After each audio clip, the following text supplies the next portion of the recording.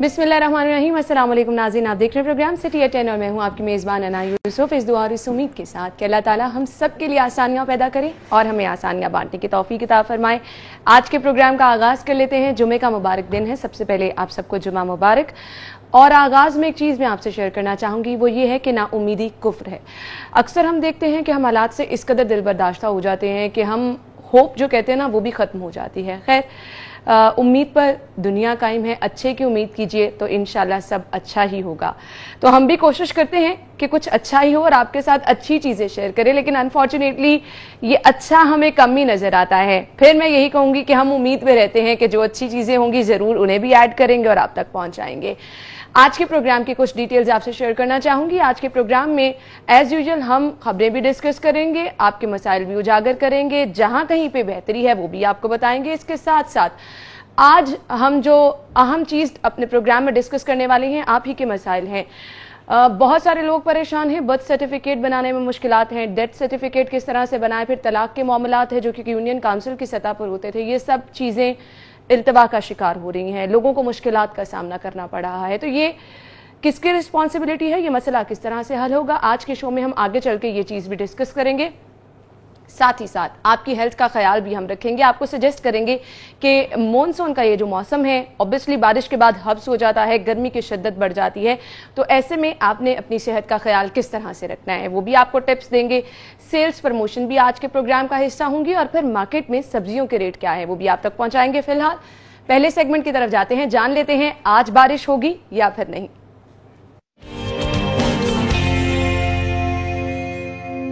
जुनेद ने हमें ज्वाइन किया। जुनेद, बताइए, कल तो अचानक से बारिश हुई और एकदम फिर हब्स की शिद्दत में इजाफा हो गया। आज मौसम कैसा रहेगा, बारिश के इम्कानात हैं?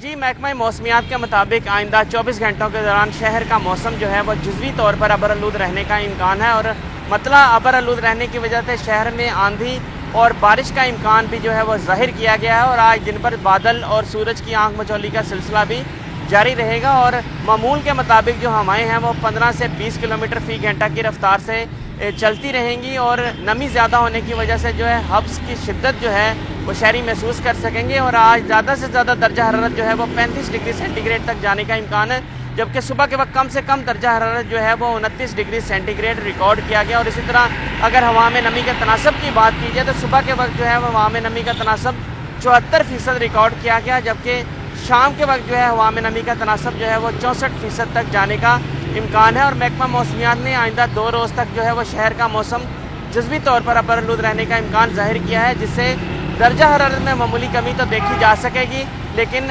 हब्स जो है वो शहर में काफ़ी रहेगा, जिससे शहरी जो है वो गर्मी की शिद्दत को महसूस कर सकेंगे। ठीक है, बहुत शुक्रिया जुनेद, आप हमारे साथ मौजूद थे। और ऐसे मौसम में ऐसे ही होता है कि बारिश हो जाती है, हब्स की शिद्दत में इजाफा हो जाता है, ऑब्वियसली फिर गर्मी की शिद्दत भी जो है वो ज़्यादा महसूस की जाती है। खैर, मॉनसून है, ये सिलसिला इसी तरह से अब आगे जारी रहेगा। आज की टॉप स्टोरीज की तरफ जाते हैं। लीड स्टोरी हमारे पास है जी, तेज बारिश, तमाम इंतजाम डूब गए, ट्रैफिक का निज़ाम बुरी तरह मुतासर हुआ।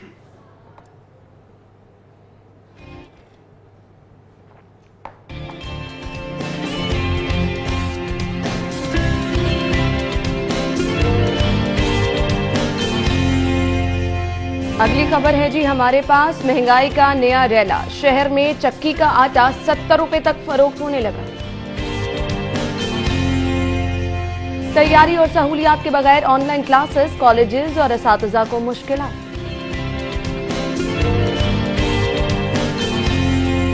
और शहर में कोरोना के 228 नए मरीज, 4 अमवात। कोरोना के साथ अब डेंगू भी सर उठाने लगा।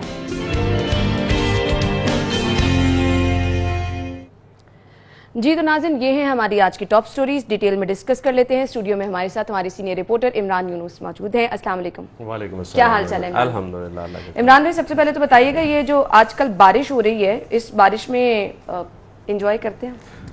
देखें जी, जैसी गर्मी पड़ रही है और बारिश के बाद नो डाउट दर्जा हरारत में वक्ती तौर पर थोड़ी कमी जो है वो आ जाती है और मौसम जो है वो काफ़ी खुशगवार होता है। और मैं रिसेंटली जो बारिशें हो रही हैं इसमें तो मैं फील्ड में हूँ तो गाड़ी से निकल के मैं बारिश में खड़ा हो जाता हूँ कि एटलीस्ट गनीमत है कि इस गर्मी में बारिश जो है वो हो रही है। और मानसून की बारिश जो है वो वैसे भी थोड़ी देर के लिए ही बेहतर माहौल जो है वो देती है और उसके बाद हबस जो है उसके बाद जो हब्स की शिद्दत में इजाफा होता है, फिर आपको जब काम भी फील्ड में निकल के करना है तो लग पता जाता है। ऐसे ही है। खैर, कुछ बारिश के बाद की सूरत हाल हम डिस्कस कर लेते हैं। आज की हमारी लीड स्टोरी भी यही है। तेज बारिश, तमाम इंतजाम डूब गए, ट्रैफिक का निजाम मुतासिर, 90 फीडर्स हैं जो कि ट्रिप कर गए और बिजली भी गायब हो गई। ये सब चीजें हमेशा से चलती आ रही हैं। फीडर्स भी ट्रिप करते हैं, जितने मर्जी दावे कर लिए जाएं कि इंतजामात किए गए हैं वासा की जानिब से, LWMC की जानिब से, आपको हर जगह पर पानी भी नजर आता है, ट्रैफिक भी नजर आती है।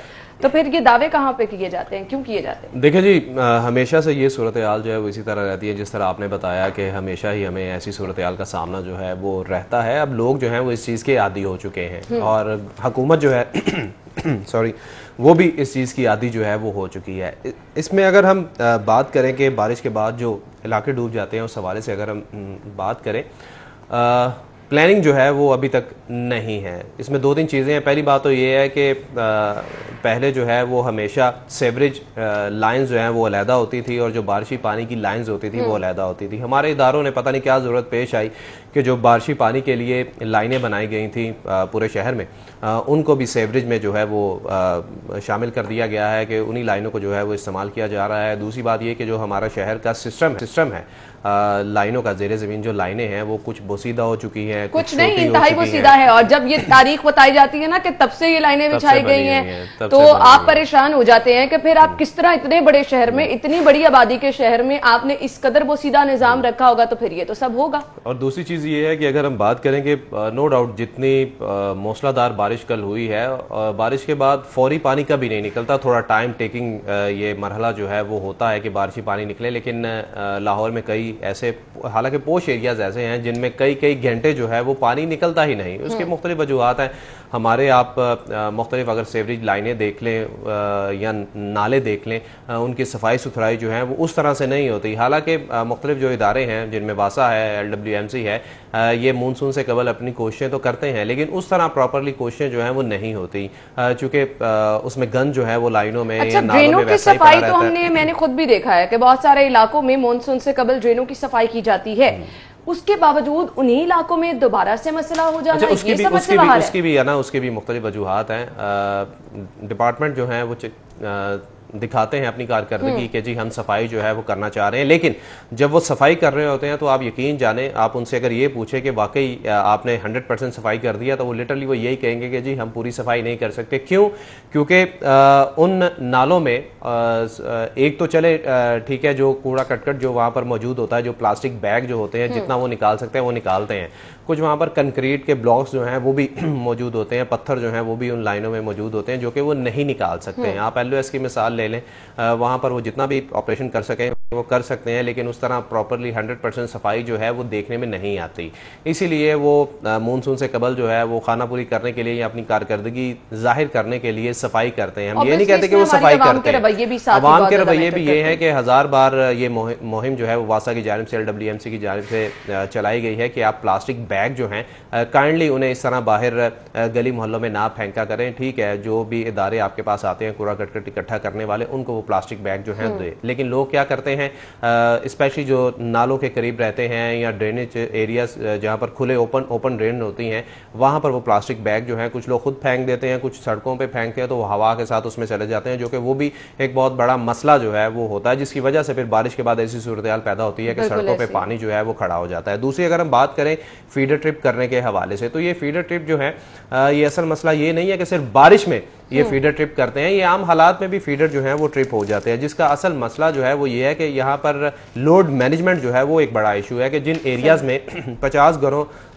का लोड जो है वो होना चाहिए, वहाँ पर 100 घरों को कनेक्शन जो है वो दे दिए जाते हैं और जिसके बाद लोड जो है वो बढ़ जाता है। दूसरी चीज़ ये है कि हमारे यहाँ पर ट्रांसफार्मर ठीक है चेंज किए जा रहे हैं, लेकिन जदीद ट्रांसफार्मर जो है वो नहीं लगाए जा रहे। हालांकि कैपेसिटी है हमारे इदारों के पास कैपेसिटी है। और अगेन इमरान भाई यहाँ पे भी सीधा निजाम इतना है, आपकी पुरानी तारें हैं और फिर आपने अंडरग्राउंड करने का सिलसिला भी शुरू किया, वहीं पे रुक गया। फिर जब बारिश होती है, तेज बारिश होती है, तो आपका ये निजाम भी जवाब दे जाता है, फिर ऑब्वियसली मुश्किलात होती है। ट्रैफिक की तरफ मैं आना चाहूंगी, ट्रैफिक क्यों संभालना बहुत ज्यादा मुश्किल हो जाता है? कल लाहौर के मुख्तलिफ इलाकों में ट्रैफिक की सूरत हाल भी अबतर थी।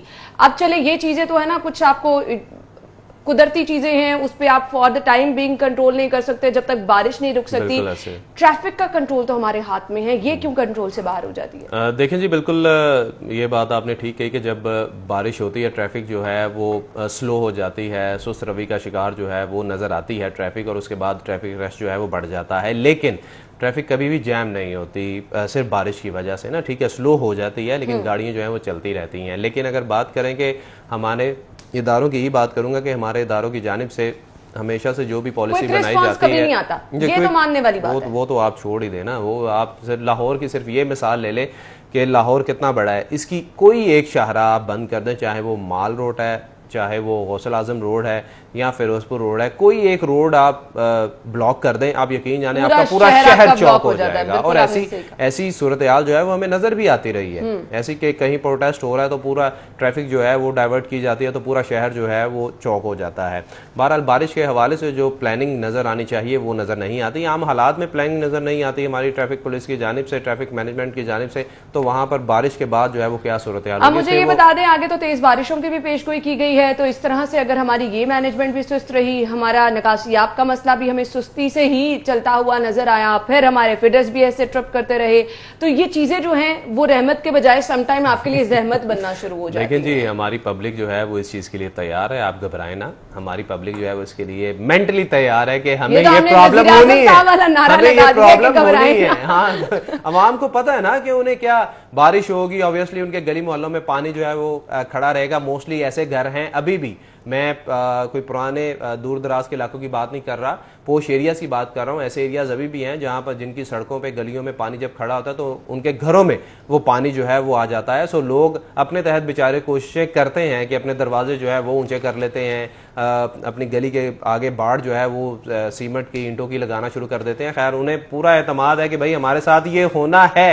हमें ये प्रॉब्लम आनी है। अच्छा, ये तो सब कुछ होना है, शहरियों को ये बताना भी बहुत जरूरी है। यहाँ पे मॉनसून के उस्मान अलीम की खबर है, ये मॉनसून के इंतजामात के लिए डिप्टी कमिश्नर को मजीद 77 करोड़ रुपए जारी कर दिए गए हैं। माशाल्लाह। हालात आपके यहाँ पर क्या हैं और आपने इतनी बड़ी रकम जारी कर दी है, ये कौन से मॉनसून के इंतजामात हैं? मुझे भी बता दें, मैं तो ये चीज मेरी समझ से बाहर है। ये जी सैलाब के मुमकिना खतरात और मानसून के इंतजामात जो हैं उसके लिए ये रकम जो है वो जारी की गई है। और सैलाब की सूरत हाल के हवाले से अगर हम ये देखें कि आज तक आप रावी किनारे जो झुग्गियों वाले बैठे हुए हैं, आज तक आप उन एरियाज को तो साफ करवा नहीं पाए, हालांकि वहां पर इलीगल कंस्ट्रक्शन है, हमेशा वो भी आज तक लोगों नहीं के हालात पाई। वैसे के वैसे रहे हैं। हमेशा सैलाब की पेशगोई करके आप उनको वहां से हटा देते हैं, वो बेचारे बेयारो मददगार वहीं के वहीं पड़े रहते हैं। कौन सी इमदादी कार्रवाइयों के लिए ये पैसे जारी रावी किनारे अभी भी लोगों ने गैर कानूनी जायदादें जो हैं वो बना रखी हैं, घर बना रखे हैं, और वहाँ पर बाकायदा तौर पर जो दरिया की ज़मीन है वो बेची भी जाती है, और लोग जो हैं वो वक्ती तौर पर वहाँ पर मुख्तलिफ डेरे बना लेते हैं, वहाँ पर फिर जानवर जो हैं वो रख लेते हैं। तो आप अगर हुकूमती रेट की बात करें तो हुकूमती रेट तो कहीं भी जो है वो नज़र नहीं आती और ना ही मानी जाती है। सही, ये जो इंतजामात हम कह रहे हैं कि मॉनसून के किए गए हैं, ये अब मॉनसून शुरू हो गया, ये पैसे जारी किए जा रहे हैं, मुझे सिर्फ ये बता दें ये पैसे अब जारी होंगे तो इनका इस्तेमाल कब होगा? जब खुदा ना खास्ता बारिशें मुसलसल हों, लोगों के घरों की छतें गिरती हैं, ये वाकयात होना शुरू हो जाते हैं, आपके सामने मॉनसून की वजह से, मुसलसल बारिशों की वजह से इंतहाई नाखुशगवार वाकयात आते हैं। ये पैसे पहले जारी करने चाहिए थे, पहले तमाम इंतजामात करने चाहिए थे, पहले जाके आपको इन जगहों की निशानदेही करनी चाहिए थी। अब जब बारिशें शुरू हो गई हैं, आपके सर पे तमाम तर चीजें हैं, अब ये पैसे जारी करके कहाँ इस्तेमाल होने? जी देखें, बिल्कुल हमारे जो इदारे हैं हमेशा इनकी एक आदत बन चुकी है कि ये काम करते ही तब है ना जब पानी सर से गुजर जाता है। प्री प्लानिंग जो है वो कभी देखने में जो है वो नहीं हमें नजर आई किसी भी इदारे के हवाले से। अगर आप मानसून के हवाले से एक बड़ी मिसाल जो है मैं ये देने लगा हूँ कि जब भी मानसून आता है तो कभी भी जो अंदरूने लाहौर के रिहायशी हैं जिनके पुराने घर हैं उनको नोटिस जो हैं वो बारिश के बाद सर्व किए जाते हैं कि बारिशें शुरू हो गई हैं, अब आप मुतबादिल जगहों पर शिफ्ट हो जाएं। लेकिन लोग मजबूर है, वो क्या करें। लेकिन बात यहाँ पर हो रही है प्लानिंग के हवाले से, तो प्लानिंग इनकी बस ये तक ही होती है कि भाई आप नोटिस जारी करते हैं और उन्हें कहते हैं कि भाई महफूज मकामात की तरफ आप चले प्लानिंग होती है कि खुदा ना खास्ता हम जब भी शहर में तेज मुसलसल बारिश होती है तो हम इस तरह की खबरें रिपोर्ट करते हैं कि फलां जगह पर मकान की छत गिर गई, ये नुकसान हुआ है, बिजली की तारों से टकरा जाने से ये हुआ है। तो अल्लाह ताला रहम करे, ये प्लानिंग अगर इस तरह की रही तो इस तरह के वाकयात होते रहेंगे। ये प्लानिंग सिर्फ और सिर्फ हमें कागजों तक ही नजर आती है। ब्रेक लेंगे, ब्रेक के बाद दोबारा हाजिर होंगे।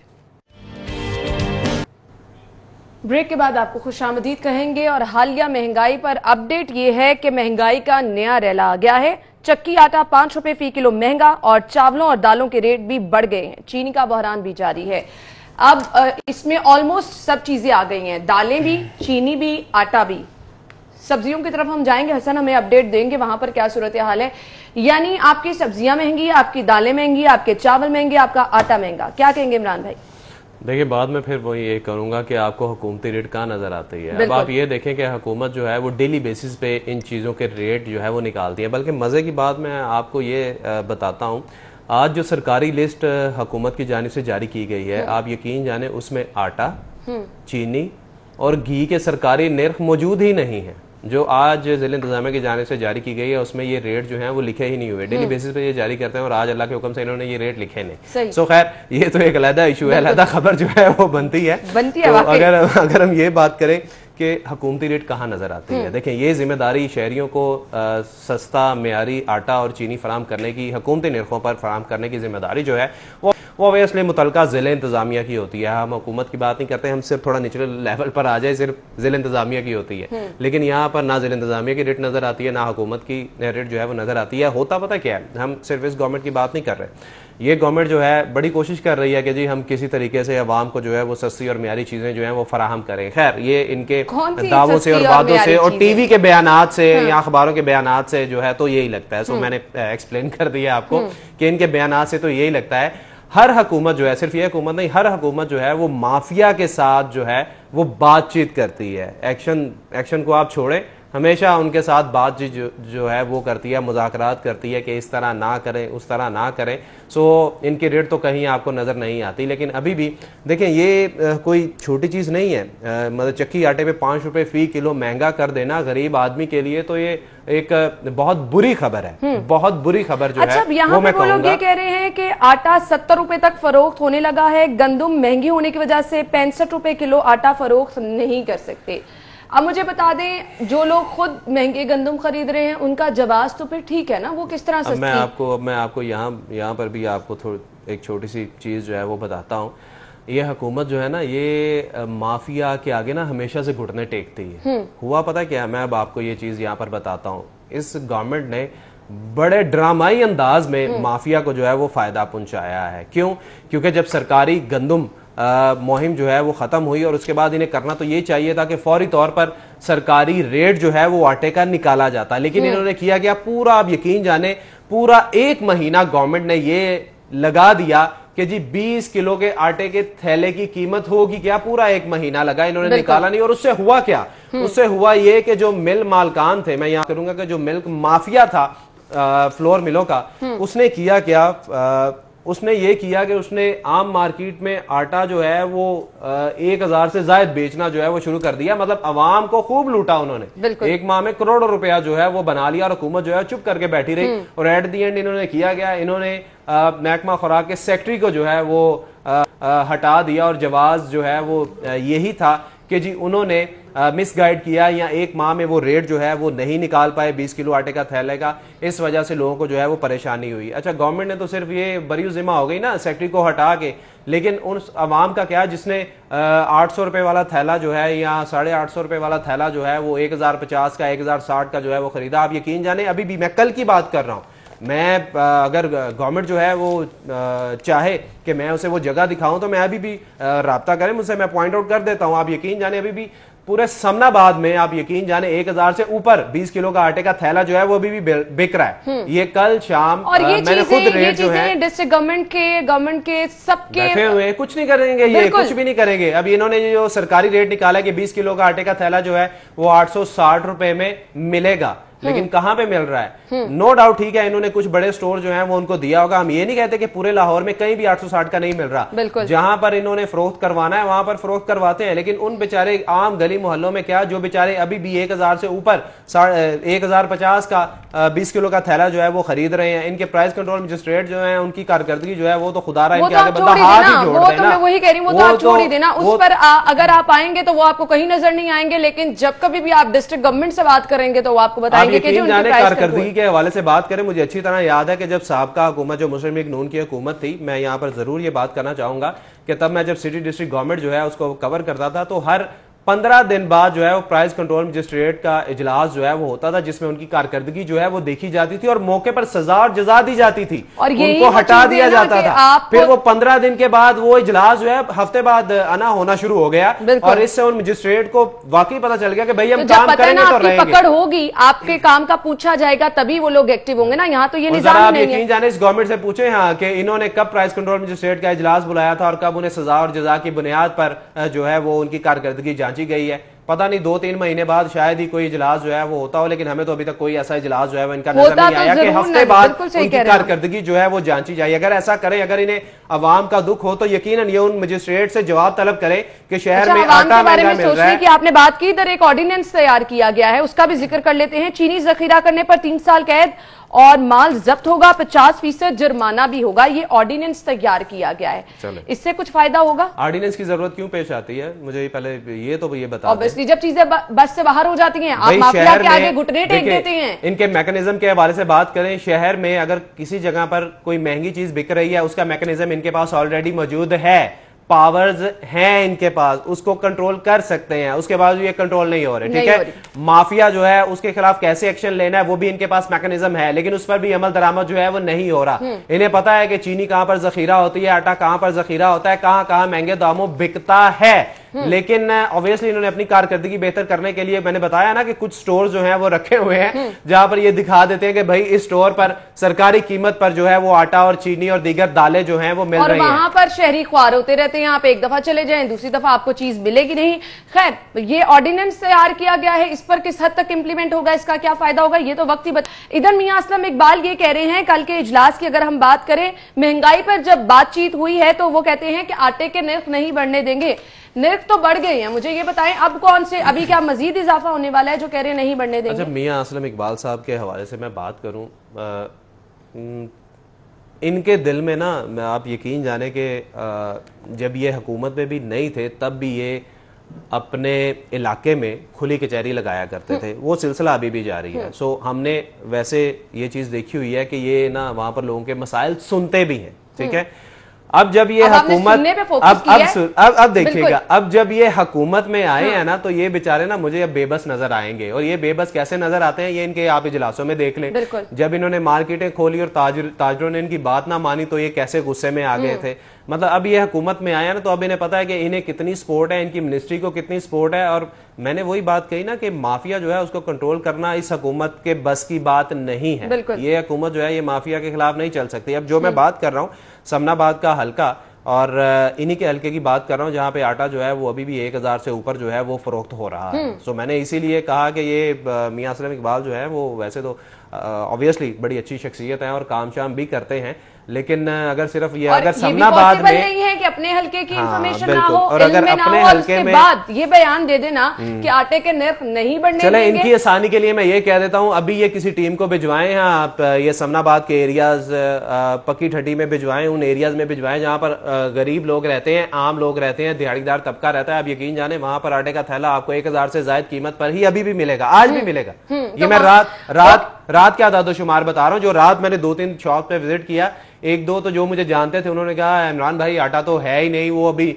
नए निर्खों पर आएगा तो वो सेल करेंगे। हालांकि उनके पास आटा था और 2-3 ने मुझे यही कहा कि भाईजान 1000 से ज्यादा ही हम बेच रहे हैं, हम क्या करें, हमें मिली ऐसे मेला महंगा रहा है। यूटिलिटी स्टोर पे, यूटिलिटी स्टोर की बात करें वहां पर आपको 860 रुपए मिलेगा। यूटिलिटी स्टोर तो बेमकसद है, मैं तो कहती हूँ उनको खत्म ही कर देना चाहिए, क्योंकि वहां पर जिन चीजों पे सब्सिडी मिल रही है वहां पे लोग जाएं तो वो चीजें ऑलरेडी रैक खाली पड़े होते हैं, तो फिर वो इसका भी कर कोई देंगे। फायदा आप बेफिक्र रहे, ये हुकूमत अल्लाह खैर करे और 2.5 साल रही ना तो ये भी खत्म कर देगी, या यूटिलिटी स्टोर को भी ये पब्लिक प्राइवेट पार्टनरशिप पे चलाना शुरू कर देंगे, जो इनको आदत है। तो वो इसी तरह सारे चल रहे हैं ना, ये ऑप्शन रह गया, इस पे भी फिर रोजगार के मौके इन्होंने देने नहीं है, गरीबों को सहूलत देनी नहीं है, महंगाई कम करनी नहीं है, वहां पे टैक्सेस का बोझ डालना है और कहना ये है कि जी अवाम को सहूलत के लिए हम पब्लिक प्राइवेट पार्टनरशिप को जो है वो सपोर्ट कर रहे हैं। बिल्कुल सही कहा आपने। खैर हम मजीद गुफ्तगू करेंगे अगली खबर की तरफ भी। मुझे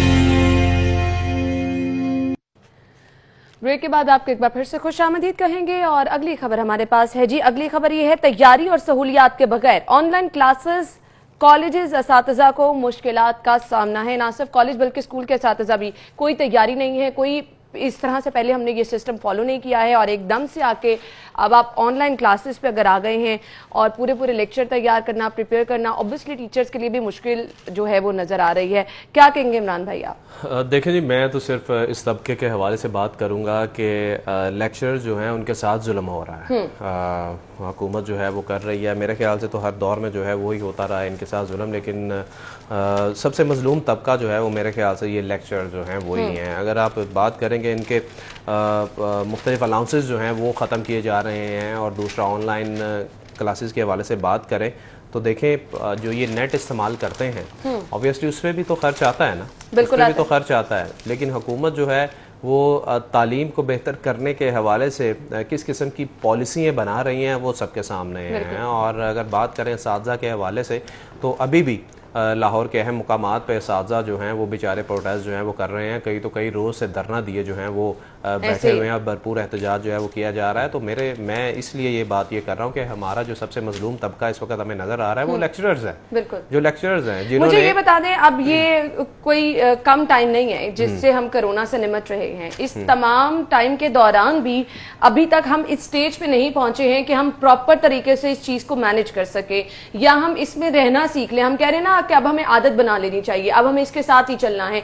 तो अगर साथ चलना है, कब से ये सिलसिला शुरू हुआ? मार्च से अब तक आप क्लासेस का, ऑनलाइन क्लासेस का एक प्रॉपर आप प्लानिंग ही नहीं कर सके हैं, तो ये तो फिर सीधा सीधा फेलियर है ना। आप प्लानिंग की आप बात करती हैं, प्लानिंग का फुकदान तो है, यानी हर मामले में, हर मामले में आपको फीसें पूरी लेने के लिए सारी प्लानिंग आपकी दुरुस्त है, लेकिन जब आप इस मामले पर आ रहे हैं, आप यकीन जाने के कई ऐसे स्कूल लाहौर में मौजूद हैं जो कि माहाना 25-25 हज़ार रुपया बच्चों से जो हैं वो ले रहे हैं, चाहे ऑनलाइन क्लासेस के हवाले से। जब उनसे बात की जाती है कि ऑनलाइन क्लासेस तो आप पढ़ा नहीं रहे या जो पढ़ाई ऑनलाइन क्लासेस में हो रही है उस पर आप क्या कर रहे हैं? स्कूल इंतजामिया की बात कर रहे हैं ना, फीडबैक का कोई सिस्टम नहीं है कि अगर आप पढ़ा रहे हैं तो फीडबैक भी तो ले। और उसके बाद जो है उनसे ये कहा जाता है, वो कहते हैं जी देखिए कोरोना वबा में आप ये देखें कि आपके बच्चे से हमेशा फीस जो है वो मुनासिब जो है वही ली जाती है, बच्चे को पढ़ाया जाता है। सिर्फ ये 1-1.5 महीना है जो एक्स्ट्रा चार्जेस जो है वो आपको देने पड़ रहे हैं। वैसे तो आपने छुट्टियों की फीसें तो देनी थी, बिल्कुल ऐसे तातीलात की छुट्टियां तो देनी थी,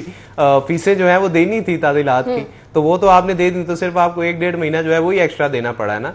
तो यहाँ पर मैकेनिज्म जो है, अगर हम बात करें स्कूल मैनेजमेंट के हवाले से या हुकूमत के हवाले से, तो दोनों तरफ से फुकदान जो है वो हमें नजर आता है। कोई एक भी चीज बेहतर जो है वो हमें नजर नहीं आती। हर कोई अपने तहत जो है वो सोच रहा है कि हम अपनी किस तरह अच्छी कारकर्दगी शो कर सकते हैं। बिल्कुल ठीक है, अच्छी कारकर्दगी शो करने की बात करोगे, कैसे कर सकते हैं, चाहे वो अगर हुकूमत है या दूसरी तरफ स्कूल इंतजामिया। बिल्कुल ऐसा ही है, और ये दोनों साइड से ये चीजें होंगी तभी बैलेंस होगा। लेकिन इसमें मेरे ख्याल से तमाम तर चीजों में हज सिर्फ और सिर्फ तलबा का हो रहा है। फीसें भी जमा हो रही हैं, टीचर्स के अपने मिसाइल हैं, तलबा का कितना नुकसान हो रहा है, इसका अजाला कैसे होगा ये तो वक्त ही बताएगा। हम बहुत ज्यादा पीछे ऑलरेडी जा चुके हैं। अगली खबर की तरफ जाएंगे। अगली खबर हमारे पास जी है, फयाजुल हसन चौहान साहब ये कह रहे हैं, जो कि वजीर इत्तलात हैं, कि शहबाज की सियासत का सूरज गरूब होने को है। हालात हमारे सामने हैं और परेशानी जो है वो हर तरफ नजर आ रही है। फयाजुल हसन चौहान साहब की ये स्टेटमेंट है, इसमें एक कमेंट चाहिए, फिर मुझे कोरोना की सूरत हाल डिस्कस करनी है। देखिए जी, छोटा सा कमेंट मैं ये दूंगा कि अल्लाह के हुक्म से आपने अपोजिशन को अपोजिशन करने नहीं दी। जिसने भी हुकूमत की पॉलिसी पर आवाज उठाई है आपने उसको पकड़ के अंदर फेंक दिया है। अब अंदर से आप जो मर्जी मिसाल ले लें कि आपने अपोजिशन को अपोजिशन करने नहीं दी। अच्छा, अगर आप ये कह रहे हैं कि शहबाज की सियासत का सूरज जो है वो गरूब होना शुरू हो गया है, तो आप ये देखिए कि अपोजिशन की हर जमात, मुस्लिम लीग नून के अलावा अपोजिशन की हर जमात ये कह रही है कि खुदारा शहबाज शरीफ से कुछ सीख लें, किसी वबा पे कंट्रोल करना है तो इससे सीख लें, आटा चीनी बुरहान पे काबू पाना है इससे सीख लें, डेंगी पे कंट्रोल करना है तो इससे सीख लें। ये मैं बात कर रहा हूं नून लीग की नहीं, बाकी जमातों की कर रहा हूं कि वो आपको ये सुजेस्ट कर रही है। अच्छा, आपने डेंगी की बात की है तो मैं डेंगी की खबर ही शामिल कर लेती हूँ। 2 हफ्ते के दौरान 4200 मकामात हैं जहां से डेंगी लार्वा बरामद हुआ है। मुझे अच्छी तरह याद है आप ही की खबरें होती थी कि फलां जगह पर रेड की गई, यहाँ पर डेंगी लार्वा बरामद हुआ, ये सजाएं दी गई और फिर हमने कंट्रोल भी किया। येलो स्टिकर जो है वो लगते थे, रेड स्टिकर जो है घरों के बाहर वो लगते थे कि इस घर से डेंगी लार्वा निकला है। और फिर होता क्या था कि अहले इलाका जो है वो उन घर वालों को जो है वो उनसे दूर रहना शुरू कर देते थे। या बार-बार की मिसालें दी जाए, मुझे सिर्फ ये बता दें। और अगर बात करें इस हुकूमत को डेंगी के हवाले से तो यही रो रहे हैं कि जी हम कोरोना का शिकार है, हम कोरोना से निकलने की कोशिश कर रहे हैं। और भाई ये डेंगी भी बड़ी खतरनाक वबा है, कई जाने जो हैं, सैकड़ों जाने इसमें भी जो हैं वो जाया हुई थी। सो इस चीज़ को भी जो है वो सीरियस तरीके से सोचने की ज़रूरत है। मैं ये बात यहाँ ज़रूर कहना चाहूँगा कि हमारे एरियाज़ में भी डेंगी की टीमें जो हैं वो आई हैं और वो चेक कर रही थी, लेकिन वो डेंगी की टीमें कौन सी थी? जो पोलियो के कतरे पिलाया करती थी वही टीमें जो हैं वो आकर वो भी चेक कर रही हैं, लेकिन उस तरह से वो चीज़ नज़र नहीं आ रही। वो आते हैं, पूछते हैं कि एक मेंबर, उस टीम का एक मेंबर जो है वो बेचारा आता है और पूछता है कि जी आपके घर में ये तो नहीं है, वो तो नहीं है। वो देख के तो वो यहाँ पूछ के जो है वो चले जाते हैं। पहले नो डाउट डेंगी स्क्वाड की बाकायदा डेली बेसिस पर मीटिंग हुआ करती थी, इजलास हुआ करते थे, रेड जो है वो हुआ करती थी, लोगों में आगाही जो है वो फैलाई जाती थी। अब ये देखें कि बारिशों का सीजन जो है वो अरूज पर है और अभी भी हुकूमत की जो प्लानिंग है वो उस किस्म की नजर नहीं आ रही। स्टॉक खत्म हो गया है, यानी आप पहले आपकी जो मॉनिटरिंग की टीमें हैं वो कहीं नजर नहीं आ रही, फिर खुदा ना खास्ता अगर कहीं पर लार्वा आपको नजर भी आता है तो आपके पास इनफ स्टॉक ही नहीं है। स्टॉक को छोड़े, देखें अगर इनके पास, मैं अब क्या कहूँ कि थोड़ी सी अकल हो, थोड़ी सी इनके पास अकल हो, तो जब आपको पता है कि हमारे पास इक्विपमेंट जो है वो खत्म हो चुका है तो भाई जो जरूरी काम है आप वो तो कर लें। जरूरी काम पता है क्या है? लोगों में आगाही फैलाने की जरूरत है, घर घर जाके विजिट करने की जरूरत है, लोगों में शऊर बेदार करने की जरूरत है कि ठीक है आप कोरोना से लड़ रहे हैं, ठीक है आप गवर्नमेंट का साथ दे रहे हैं कोरोना में, तो आपको काइंडली डेंगू से भी उसी तरह लड़ना पड़ेगा। और क्या करना है? सिर्फ अपनी छतों पे, अपने घरों में, अपने लॉन में आपने पानी खड़ा नहीं होने देना, और बारिशी पानी हो या कोई दूसरा हो, गमले जो हैं उनमें पानी नहीं खड़े होना, सिर्फ ये आगाही फैलानी है ना। और वो हुकूमत नजर नहीं आ रही। जब देखना डेंगू के मरीज जो है, आपने चेक एंड बैलेंस भी, डेंगू के मरीज जो है उनकी तादाद में इजाफा नजर आएगा और उसके बाद फिर ये भागेंगे, कोई इधर भागेगा, कोई उधर भागेगा, कोई इजलास बुला लेंगे, सीएम साहब इजलास बुला लेंगे, फिर स्टेटमेंट जारी होना शुरू हो जाएंगे कि जी हम जिम्मेदारान को छोड़ेंगे नहीं, ये कर देंगे, वो कर देंगे, कारकर्दगी को देखा जाएगा, जांचा जाएगा। ओ भाई अब क्या करना है? अब तो बारिशें शुरू हो गई हैं, अब तो जहां पे हो गई हैं, और अब ये जो 4200 मकामात लिखे हैं इनमें आप बहुत कम है, बहुत कम है। लाहौर में ऐसे, लाहौर में अभी भी सैकड़ों मकामात हैं जो कि ज़ेरे तामीर है, जो कि ज़ेरे तामीर बिल्डिंगें हैं, कुछ खुले प्लॉट्स हैं जहां पर आपको अभी भी जाने की जरूरत है। उन ज़ेरे तामीर बिल्डिंगों को देखना पड़ेगा क्योंकि वो वहां पर काम जो है वो रुका हुआ है। बिल्कुल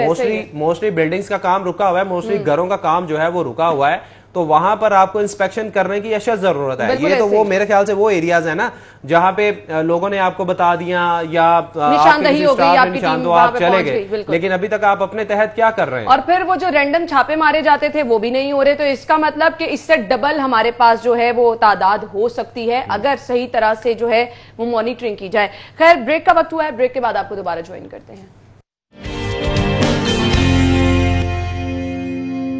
ब्रेक के बाद आपको एक बार फिर से खुशामदीद कहेंगे। अगली खबर की तरफ जाएंगे। अगली खबर एक्चुअली खबर है, इस चीज़ को तो पहले हम बाद में ही देखेंगे, लेकिन खबर क्या है वो मैं आप तक पहुंचा देती हूँ जी। वजीर आला जो कि उस्मान बुज़दार साहब हैं, बातों के बजाय काम पर यकीन रखते हैं। गल्फ न्यूज़ ने वजीर आला की गुड गवर्नेंस का एतराफ़ कर लिया है।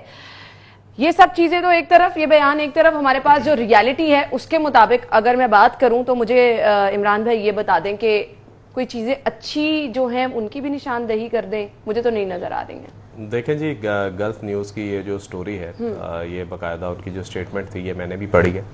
उसमें उन्होंने दो चीज़ें जो हैं वो बड़ी अहम लिखी थी, बड़ी अहम लिखी थी। वो दो चीज़ें क्या थी पहली बात उन्होंने ये लिखी कि ये कम गो तो ज़रूर हैं लेकिन काम बहुत ज़्यादा करते हैं और दिन रात करते हैं और टेंशन में रहते हैं अवाम के लिए, तो इनकी टेंशन जो है वो तो हमें नज़र आती है। दूसरी चीज़ गल्फ न्यूज़ ने ये लिखी थी कि इनकी कारकर्दगी का अंदाज़ा इनके जो ट्वीट्स जारी होते हैं मसाइल के हवाले से उससे लगाया जा सकता है। तो अगर भाई आपने ट्वीट्स के जरिए ही कारकर्दगी देखनी है, जांचनी है, तो भाई ट्वीट्स तो फिर हर बंदा कहीं भी बैठ के जो है वो कर सकता है।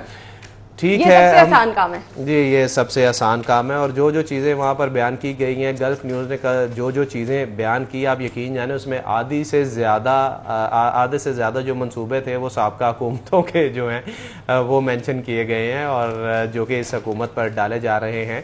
तो ग्राउंड रियलिटी जिस तरह आपने बात की, बिल्कुल ग्राउंड रियलिटी जो है वो थोड़ी मुख्तलिफ है इससे, बल्कि थोड़ी नहीं काफ़ी मुख्तलिफ है। बिल्कुल आपने सही कहा कि आटे के हवाले से बात जो है वो भी गल्फ न्यूज़ ने स्टेटमेंट दी थी कि जी आटे के हवाले से इनकी पॉलिसी जो है वो बहुत बेहतर रही है। तो अभी कुछ देर पहले जो हम रोना रो रहे थे तो शायद वो फिर कुछ और रोना हम ज्यादा दूर नहीं जाते। आप बुनियादी इंसानी सहूलियात पे आ जाए, जरूरियात पे आ जाए, अगर वो पूरी हो जाए तो मैं कहूंगी कि वाकई कारकर्दगी से मुतमईन हर कोई दिखाई दे। जब गल्फ न्यूज़ ने यह भी बताया कि जो जामियात हैं उनको शमसी तवानाई पर जो मुंतकिल करने का फैसला है वो भी बहुत बड़ा फैसला है। तो भाईजान ये साबका हुकूमत का प्लान था, मंसूबा था, जो कि तमाम तर सरकारी दफातर को भी उस पर मुंतकिल किया जाना था और स्कूलों को भी मुंतकिल किया जाना था, यूनिवर्सिटीज़ को भी मुंतकिल किया जाना था। तो ये थोड़ी सी जो तसी है वो हम यहाँ पर ज़रूर कर रहे हैं।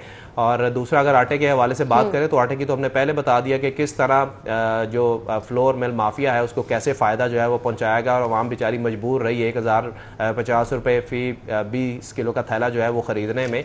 और अभी भी जब भी के आटे का सरकारी रेट जो है वो 860 रुपये मुकर्रर है, उसके बावजूद लाहौर के बेशतर मुकामात पर आटा जो है वो महंगा मिल रहा है। पता नहीं किस कारकर्दगी की बात की जा रही है, ये समझ से बाहर है, क्योंकि ग्राउंड रियलिटीज आपके सामने है, चीजों को रिलेट भी करके आपको बता दिया है। तो फिर मैं तो सिर्फ यही बात करूंगी कि बुनियादी जरूरतें अगर पूरी हो जाए, अवाम की दहलीज तक पहुंच जाए, तो फिर ऑब्वियसली आपको कहीं ना कहीं मसाइल किसी हद तक कम नजर आते हैं। देखिए, वज़ीर आला साहब ने अभी तक सजा और जजा वाला मामला जो है ना वो शुरू नहीं किया। ये पता नहीं क्यों नहीं किया, शायद वो वेट कर रहे हैं वज़ीर आज़म इमरान खान साहब का कि वो करेंगे। भाई आपकी जिम्मेदारी है, पंजाब आप चला रहे हैं, चले ठीक है, आप ऊपर से जो भी अहकामात आते हैं, लेकिन आप खुद भी तो कुछ करें, खुद भी आप इजलास बुलाएं, खुद भी आप सजा और जजा के तहत जो है वो फैसला करें। काबीना में कोई फैसला करना है वो भी प्राइम मिनिस्टर साहब ने करना है, पंजाब लाहौर के हवाले से कोई फैसला करना है तो वो भी प्राइम मिनिस्टर की तरफ आपने देखना है कि वो कुछ कहेंगे तो मैं करूंगा।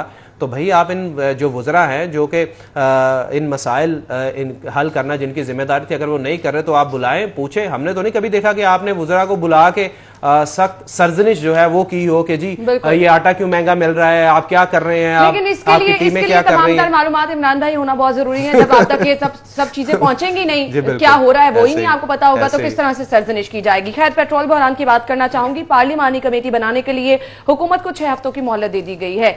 हाई कोर्ट में केस की समाअत लगता है कि मौवन खसूसी वजारत पेट्रोलियम चला रहे हैं और बहरान के भी जिम्मेदार हैं, चीफ जस्टिस की जानिब से कहा गया है। अब पेट्रोल सस्ता हुआ, बहरान पैदा हो गया, महंगा हुआ, अब लोग ऑलरेडी परेशान हैं, कुव्वत खरीद नहीं है और उस पर 6 हफ्तों की मोहलत भी अब दी गई। क्या कहेंगे आप? ये बड़ी अच्छी बात है कि अदालत ने कल ये भी कहा कि अवामी फलाह से कोई गर्ज जो है वो नहीं नजर आ रहा, ठीक है, काबीना के फैसलों से। जो काम हुकूमत को करने चाहिए वो देख लें, फिर दोबारा अदालत जो है वो कर रही है। और ये उस हुकूमत के बारे में हम बात कर रहे हैं, ये वर्डिंग उस हुकूमत की हुआ करती थी जब वो अपोजिशन में होती थी कि जी जो काम हुकूमत के करने वाले हैं वो अदालतें कर रही हैं, वो नोटिस जो हैं वो अदालतें ले रही हैं और काम जो हैं वो अदालतें कर रही हैं। तो आपकी दफ़ा क्या कर रहा है? पेट्रोल बहरान जो है ये बहुत बड़ा बहरान था और इसमें तो साफ सीधी बात सामने थी। आप ये देखें कि जब आपने कीमतें कम की, जो प्राइवेट कंपनी थी उन्होंने तेल फरोख्त करना जो है वो बंद कर दिया। और फिर जब आपने, मैं यहाँ ये वर्ड बोलूंगा, और फिर जब आपने उनके सामने घुटने टेके और अच्छा खासा रेट दोबारा बढ़ा दिया, उसी दिन पेट्रोल मिलना शुरू हो गया। इमरान भाई, वक्त कम है तो इंशाल्लाह हम जरूर इसको आगे आने वाले प्रोग्राम में भी डिस्कस करेंगे। बहुत बहुत शुक्रिया आपके वक्त के लिए। नाज़रीन, हेडलाइंस आप जानिए, ब्रेक की तरफ मुझे जाना है, दोबारा आपको ज्वाइन करेंगे। ब्रेक के बाद प्रोग्राम में आपको एक बार फिर से खुशामदीद कहेंगे और प्रोग्राम के स्टार्ट में आपसे मैंने ये चीज आज जिक्र किया था कि आप ही के मसाइल जो हैं वो डिस्कस करेंगे, क्योंकि लोगों को बहुत ज्यादा मुश्किलात का सामना है। छोटे छोटे मामलात है जिसमें जब आपको महीनों इंतजार करना पड़ता है तो ऑब्वियसली मुश्किलात में इजाफा हो जाता है। करी हूँ, बर्थ सर्टिफिकेट बनाना हो तो आपको दफातर के चक्कर लगाने पड़े हैं, डेथ सर्टिफिकेट बनाना हो, फिर तलाक के मामला जो कि अब हमें नजर आ रहा है कि महीनों पर जाते जा रहे हैं और लोगों की परेशानी में इजाफा होता चला जा रहा है। ये वो मामला है जो कि डोर स्टेप पर होने चाहिए, लोगों को सहूलियात होनी चाहिए। बल्दियाती निज़ाम जब फाल था तो लोग इससे भरपूर फायदा उठा रहे थे और अब हमने देखा कि पाकिस्तान तहरीक इंसाफ की जब हुकूमत आई तो चीजें तब्दील हुई, तब्दीली के नारे के बाद ये चीजें डिस्टर्ब हुई हैं। तो सबसे पहले इस मामले पर तफसीली नजर डाल लेते हैं। राव दिलशाद हमें बताएंगे जिनकी ये न्यूज थी कि ये छोटे छोटे मामलात हैं जिसकी वजह से लोग परेशान हैं। राव दिलशाद साहब, बहुत बहुत शुक्रिया आपके वक्त के लिए। मुझे इस तमाम तर मामले की पहले डिटेल्स बताइएगा, कौन कौन सी ऐसी चीजें हैं जिस पे लोगों को मुश्किलात का सामना है और इसकी असल वजह क्या है? बहुत शुक्रिया ना। देखिए, जब लोकल गवर्नमेंट एक्ट 2013 था तो उस वक्त शहर की 274 यूनियन काउंसिल थी और उस निजाम के हवाले से बहुत ज्यादा बातें की जाती हैं कि इख्तियारात नहीं थे और बाइख्तियार नहीं थे बल्दियाती नुमाइंदे। लेकिन बुनियादी नौयत के जो 4 सबसे अहम मामला थे जिनमें बर्थ, डेथ, मैरिज और डाइवोर्स सर्टिफिकेट का इजरा था, वो आसानी जो है वो शहरी अपनी मुतल्लिका यूनियन काउंसिल से हासिल कर सकते थे। अब चूंकि बल्दियाती एक्ट 2013 को खत्म कर दिया गया 4 मई 2019 को, और इसको जो इस वक्त की अपोजिशन है वो तो ये भी कहती है कि शब खून मारा गया, तो बिल्कुल भी इसमें दो राय नहीं है, शब खून ही मारा गया क्योंकि मुद्दत पूरी नहीं कर सके बल्दियाती नुमाइंदे। लेकिन दूसरी जानिब इंतहाई अहमियत के हामिल ये बुनियादी जो 4 अमूर थे जिनका इजरा जो है वो डाइवोर्स सर्टिफिकेट के हवाले से सालसी काउंसिल का चेयरमैन जो था वो मुतल्लिका यूनियन काउंसिल का चेयरमैन होता था और बआसानी लोगों के मामलात हल भी हो जाते थे और कोशिश ये की जाती थी कि सालसी काउंसिल के ऐसा किरदार अदा करे कि दोनों पार्टियों के माबैन जो बाहमी सुलहनामा है वो भी हो जाए। अगर नहीं होता था तो फिर ऑब्वियसली डाइवोर्स सर्टिफिकेट का इजरा हो जाता था। ये बुनियादी नौयत के डॉक्यूमेंट्स हैं और आजकल चूंकि कंप्यूटराइज दौर है तो हर सतह पर आपको कंप्यूटराइज ही बर्थ सर्टिफिकेट चाहिए, कंप्यूटराइज ही आपको डेथ सर्टिफिकेट चाहिए चूंकि विरासती मामलात हैं।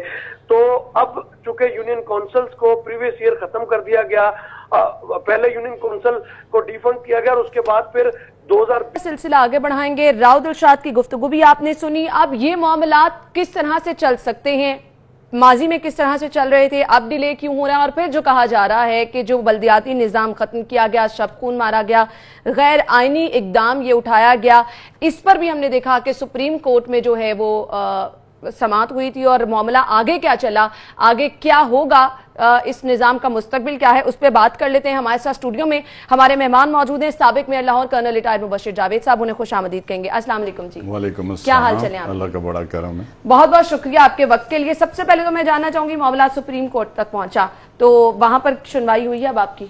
देखें, पहले तो हम लाहौर हाई कोर्ट में गए थे और वहाँ तकरीबन हम 1 साल लगे रहे। 10 नवंबर को गालबन हमारी आखिरी तारीख हुई थी, यानी कि 7-8 महीने पहले। सही।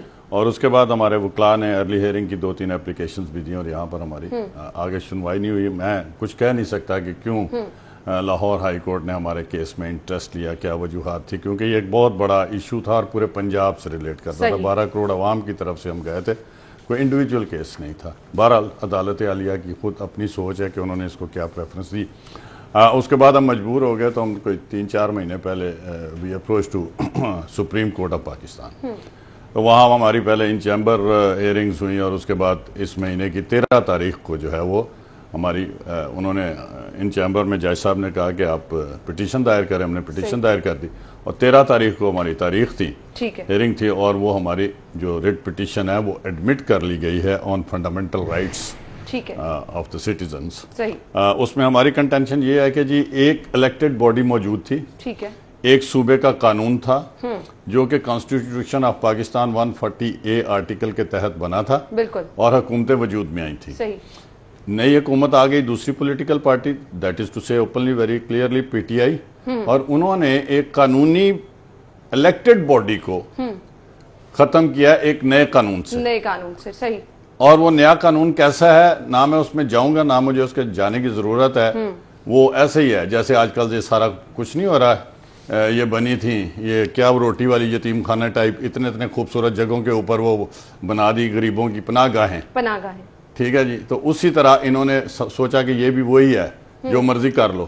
तो इन्होंने उधेड़ पुधेड़ करके नया कानून जो है उसका पता नहीं क्या हाल वाल है, वो पनाहगाहों की तरह का कानून होगा वो। तो इन्होंने हमें खत्म कर दिया 4 मई 2019 को। सही। एकदम कानून निकला कि जी आज से ये खत्म हो जाएंगे। ठीक है जी, हम तो इलेक्टेड लोग थे, हम खत्म हो गए, हम घर बैठ के। उसके बाद जरा अभी आप आ जाएं, मई के बाद जून जुलाई 14 महीने हो गए हैं। सरकार ये कहती थी पीटीआई की कि हम 1 साल में इलेक्शन करवा लेंगे। बिल्कुल। कहाँ गया वो साल? अभी तो जो डिलिमिटेशन है नेबरहुड काउंसिल्स की, इन्होंने कानून जो नया बनाया उसमें 2 टीयर्स रख दिए हैं with in the local government. एक है नेबरहुड काउंसिल्स, एक है विलेज पंचायत काउंसिल। बिल्कुल। और जो नेबरहुड काउंसिल्स हैं वो उसकी अभी डिलिमिटेशन शुरू नहीं हुई है। इलेक्शन कमीशन के दफ्तर में खाली वो नक्शे पहुंचे हैं and they are trying to understand कि ये तालुका या ये तहसील या किस तरीके से है। सही। आगे जो पूरी कमेटी है which is being headed by deputy commissioner of the district deputy director of the local government हर जिले का, और तीसरा डिस्ट्रिक्ट इलेक्शन कमिश्नर जिले का। अब तीनों की वो कमेटी का अभी तक बाहमी इजलास नहीं हुआ है। ये जो है ये पता कितनी है? 3575 नेबरहुड काउंसिल्स हैं। बिल्कुल। और जो आबादी हमारी 70% पिंडा दी है वो उधर बनी है विलेज पंचायत जो हजारों में जाएंगी भाई। बिल्कुल। ये नया कानून, चूंकि मैंने थोड़ा सा वो क्लास जब बहस कर रहे थे तो मैंने ये बातें सुनी थी, क्योंकि मैं तो उसको जब थोड़ा सा देखा था पिछले साल, तो मैंने कहा था इसको कौन इंप्लीमेंट करेगा, कहाँ से स्टाफ आएगा, कहाँ से वसाइल आएंगे, स्टाफ कितना कहाँ से लेकर आएंगे। बनी बनाई चीज को आपने बेड़ागर्क कर दिया। दुनिया का कानून है ये कि एक इलेक्टेड बॉडी जो होती है उसको नई इलेक्टेड बॉडी रिप्लेस करती है। हमारे मुल्क में नेशनल असेंबली, सूबाई असेंबलियों में क्या ऐसे नहीं होता? जब आइन कहता है कि स्टेट के 3 ऑर्गन है, दैट इज टू से कौमी असेंबली, सूबाई असेंबली और लोकल गवर्नमेंट। तो भाई आप लोकल गवर्नमेंट को क्यों नहीं बर्दाश्त किया आपने? और जबकि जैसे राव दिलशाद ने कहा ये तो छोटी सी बात थी ना, हमारे लिए ये बहुत छोटी बात थी। आपको बताता हूं, मोहल्ले का यूसी चेयरमैन बैठा है, उसका दफ्तर है, वो सुबह 9 बजे आके बैठ जाता था। लोगों ने उसको इलेक्ट किया, 9 बजे वो नहीं ना पहुंचा, अगर वो क्लर्क नहीं है जिसने वो टाइप माइप करना है, वो कहता सी तेन मैं वोट दिता सी, मैं 9 बजे आके बैठा, तू 11 बजे आया। बिल्कुल। वो मिन्नतें करता था, यार मैं काम चला गया सा भरा, चाय भी पिलाता था। चाहे बर्थ सर्टिफिकेट हो, चाहे मैरिज सर्टिफिकेट हो, चाहे डेथ सर्टिफिकेट हो, इसी तरह होता था। और फिर जो बहुत सेंसिटिव इशू है, जैसे राव ने कहा, ये डाइवोर्स के केसेस 89 डेज में होनी होती है। ये चेयरमैन थे मुसालती कमेटियों के automatically according to law of 2013 Punjab का जो था बलदियाती, उसके मुताबिक ये उनको बुलाते थे, घरों से बुलाते थे। सही। और फिर ये कोशिश होती थी कि मल्ले वाले विच पा के तो इनके जो मसले मसाइल है ना वो हल किए जाए। डाइवोर्स रेट इतना कम था, अल्हम्दुलिल्लाह लोग सुलह करा देते थे। सही। और किसी की बच्ची को जब तलाक हो जाती ना, इस हुकूमत को क्या पता, इनके नजदीक तो शादियां जो है वो डुगडुगी बजाना है। हमारे नजदीक जो शादियां हैं वो मुस्तकबिल के मेमार आते हैं। शादियों के बाद पाकिस्तान और कौमें डेवलप होती है, तरक्की होती है। तो 2 जोड़ों को आपस में बिगाड़ना, तो ये इनके जो लीडरशिप है उनके हाथ मामूली गेम है, मगर हमारे लिए ये बहुत इंपॉर्टेंट गेम है। तो ये हम बड़ी कामयाबी से कर रहे थे, सारा कुछ हो रहा था। मुझे ये बताइएगा, आप इसको गैर आईनी इक़दाम भी कह रहे हैं, आपने कहा कि बलदियाती निजाम का खात्मा कर दिया गया। अब क्या ये सब सियासत की नजर हुआ है कि अवामी मुफादात पीछे चले गए? देखें, ये हुकूमत जो है ना, ये बिल्कुल पाकिस्तान को तबाही की तरफ ले जा रही है। कोई शोबा ले लें आप, देखें आप PIA ले लें, मैं तो लोकल गवर्नमेंट का आपने सवाल किया था, पहले सारा अपने आप को बदनाम किया। सारी दुनिया में हमारा सत्यानाश हो गया। इंटरनेशनल सिविल एविएशन ने जो अमेरिका में है उसने हमारा ग्रेड 1 से ग्रेड 2 कर दिया। सही। दुनिया की एयरलाइनों ने पाकिस्तानियों को धक्के दे दिए, पायलट्स और एरोनॉटिकल इंजीनियर्स को, और अब ये कह रहे हैं जी इतनों की डिग्रियां जो हैं वो सही हैं। वो खुदा के बंदो। उसके बाद आप देख लें कि एजुकेशन, बिल्कुल, हायर एजुकेशन कमीशन में से आपने आधे से कम ग्रांट्स कर दी। जो बेचारे प्रोफेसर और ब्रिलियंट स्टूडेंट्स, ये कोई PhD करने वाला मजाक नहीं होता है जो बंदा जाता है, आपने उनके वजीफे बंद कर दिए। बिल्कुल भाई वो जीनियस थे, वो ब्रेन्स हैं, आप उनको लटका दिया, उनके तलवार सरों पे लटक गई है, ना वो आगे थे ना वो पीछे थे। सही। इनको कख पता नहीं है। महंगाई आप ले लें, कौन सी चीज है? आटा आज 70 रुपए किलो है चक्की का, बिल्कुल 70 रुपए 40 2800 रुपए मन आटा है। जरा इमेजिन करें आप। चीनी कहते हैं जी हमने पकड़ लिए जेडे भाई साहब करने वाले सन वजीर आजम लियाने वाले सन, वो अपने जहाज पे बैठे हो गए। ना चीनी है ना आटा है, घी की कीमतें किधर जा रही हैं। और फिर मजे की बात देखें, कह रहे हैं जी हमने सरकारी मुलाजमों की पेंशनें खत्म कर देनी। और इंजीनियरिंग यूनिवर्सिटीज और पाकिस्तान की यूनिवर्सिटीज के प्रोफेसर आधी तनख्वाह ले रहे हैं। सारी उम्र बैठ के काम करने वाले, बच्चों को पढ़ाने वाले, उनके स्टूडेंट पीएचडी हो गए हुए हैं और वो बेचारे घरों को आधी तनख्वाह ले रहे हैं। अब पंजाब का कहती है तो वो भी बता देता हूं, लाहौर पे पैसा खर्च हो रहा था तो बड़ी तकलीफ थी।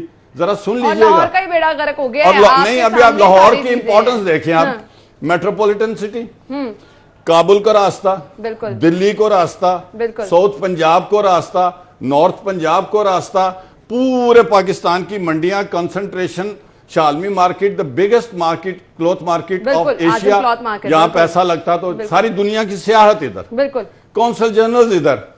डीजी खान जाके तो पैसा होते कदे ला रहे हैं मामिया पुफिया ली लाहौर से तो मैं क्या डीजी खान की अहमियत है? ऑफ शूट, यस वो हमारे भाई हैं, उनका हक है मगर एक लिमिट तक। बिल्कुल that is not a metropolitan city, not vision. तुसी मेट्रोपॉलिटन कर देते ने विच डीजी खान ते साहिवाल उथे की है जी मेट्रोपॉलिटन का। बिल्कुल बिल्कुल। तो बात ये है कि ये खाली इन्होंने बल्दियाती निजाम का बेड़ा गर्क नहीं किया। अल्लाह ताला हमारी इनसे जान छुड़ाए, इससे पेशतर के पाकिस्तान उस नहज तक पहुंच जाए कि इसको निकालना उस खड्डे में से मुश्किल हो जाए। एक तरफ मुझे सिर्फ आवाम की बात करनी है कि अगर आप बाहर जा रहे हैं तो अवामी मुफादात के लिए जा रहे हैं। आवाम के छोटे छोटे मसाइल जो कि उनके घर की दहलीज पे हल होनी चाहिए, बुनियादी चीजें हैं। चले हुकूमत तो किसी हद तक हम कह रहे हैं मुकम्मल भी नाकाम नजर आ रही है बहुत सारी जगहों पर। आप बता दें कि अब आप किस तरह से अवाम के नुमाइंदे पहले भी थे, अब भी आप भरपूर कोशिश कर रहे हैं बनने की, तो आपको लगता है कि इसमें आप कामयाब हो जाएंगे और अवाम की मुश्किलात कम कर सकेंगे? हमें जब हमने गए ना तो हमने कहा कि जी हमारे साथ ये फंडामेंटल रूल्स के तहत जो हमें हक हासिल है, chapter 1 of part 2 constitution of Pakistan, वो पूरा 4-5 सफ़ों की डिटेल लिखी हुई है फंडामेंटल राइट्स की। उसके ऊपर हम गए, हमने कहा जी इस तरीके से हमारे फंडामेंटल राइट्स जो हैं वो मुतासर हुए। या हमारे नहीं हुए, 12 करोड़ अवाम पंजाब की जिन्होंने हमें वोट दिया और उन्होंने खुशी से दिया था। और पूरे पाकिस्तान में सवाए एक ज़िले के, वहाँ पीटीआई की चेयरमैन साहिबा जो इलेक्ट हुई थी, बाकी पूरे पंजाब में मेयर्स और डिस्ट्रिक्ट चेयरमैन और तहसील चेयरमैन ये सारे जो थे ये एक हमारी पार्टी PMLN के थे। बिल्कुल। अच्छा, जब हमने ये उनसे कहा कि जी हमें रिस्टोर किया जाए तो उन्होंने फिर ये कहा कि क्या आपने एक अलहदा एप्लीकेशन दी है? चीफ जस्टिस साहब ने मैं उधर था, उन्होंने कहा कि जी आपने अलहदा एप्लीकेशन दी है? ये जो इन्होंने 4 मई को नोटिफिकेशन निकाला था, 4 मई 2019 को, उन्होंने कहा जी नहीं। उन्होंने कहा निकालें, वो एप्लीकेशन जमा करवाएं। बिल्कुल। उन्होंने जो 3 जजेस का बेंच था उसमें उन्होंने ये कहा, और हमने अल्हम्दुलिल्लाह परसों 13 तारीख को हमारी हेयरिंग थी, कल हमारी जो एडमिशन वो एडमिट हो गई है, उधर हमारी एप्लीकेशन रजिस्ट्रार साहब ने वो ले ली। हमें उम्मीद है कि वो दूसरी फंडामेंटल राइट्स से पहले, ये भी इशू फंडामेंटल राइट्स का है, इंशाअल्लाह ताला 1 या 2 हफ्ते के अंदर हमारी डेट पड़ जाएगी। और उसके अंदर उन्होंने एक और बात भी की कि वो सिंध का भी कोई आया हुआ है जो बेंच के सरबराह है जस्टिस साहब, उन्होंने फरमाया तो उधर देखें आप, एक तरफ पीटीआई की हुकूमत पंजाब में तोड़ रही है और सिंध में खुद पीटीआई जा रही है सिंध हुकूमत के खिलाफ। बिल्कुल। कि ये लोकल गवर्नमेंट्स जो हैं उनको चलने नहीं दे रही। तो भाई सिंध भी तो पाकिस्तान का हिस्सा है ना। का हिस्सा है, बिल्कुल आपने सही कहा। खैर ये चीजें तो समझ से बाहर हैं, अवाम की हम बात कर रहे हैं और अवाम के लिए ही ये छोटे छोटे मामलात जो हैं हल करने की कोशिश हम लोग भी आवाज उठा के करते हैं, आपकी जानिब से भी की जा रही है। मैसेज क्या देना चाहेंगे हमारे प्लेटफॉर्म? देखिए जी, मैं मैसेज ये देना चाहूंगा कि खुदा के वास्ते लाहौर की और पंजाब के लोगों को ना इनको काम करने दे जिस तरह कर रहे थे। आज ना गलियों में स्ट्रीट लाइट है, आज बारिशें हो रही है ना, बिल्कुल रात को बारिश हुई है ना, बिल्कुल आप ही लोगों ने दिखाया ना शहर के किन किन इलाकों में पानी फिर गया है। बिल्कुल।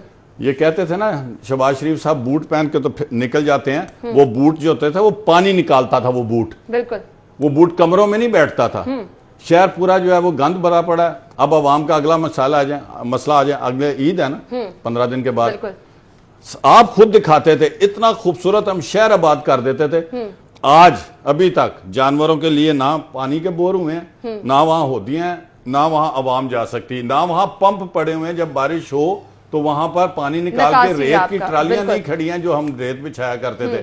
ये अवामी मसला हो गया, सड़कों पे खड्डे पड़ते जा रहे हैं, कोई पुरसाने हाल नहीं।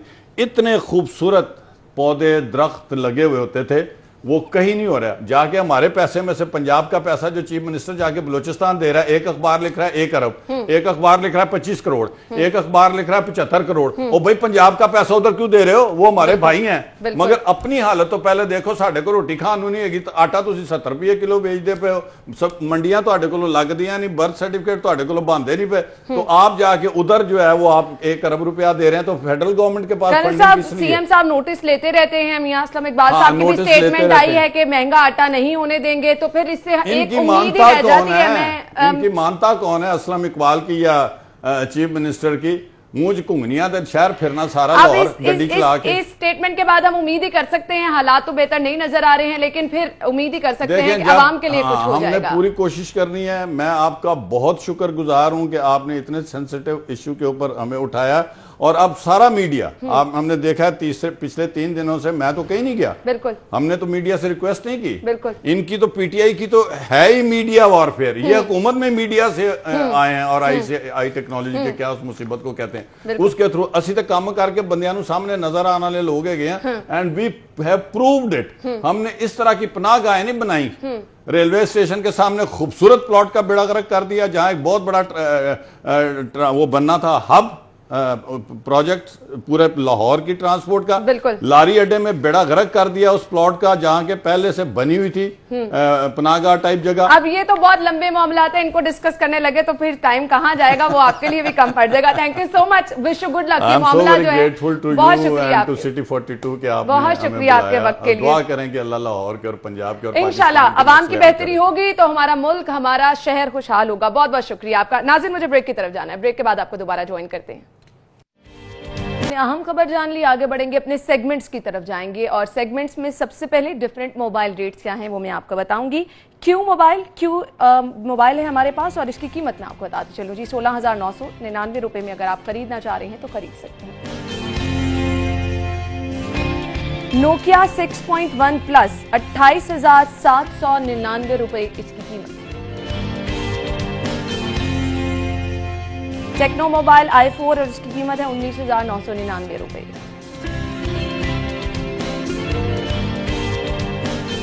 इन्फिनिक्स S4 और इसकी कीमत है जी 25,999 रुपए।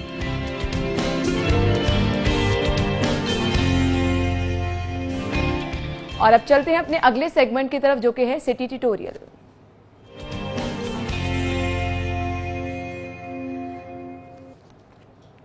जी तो नाजरीन, आज हमें ज्वाइन किया है आयशा नासिर ने, माहिर ग़िज़ायात हैं, और मौसम की मुनासबत से हम बात करने वाले हैं।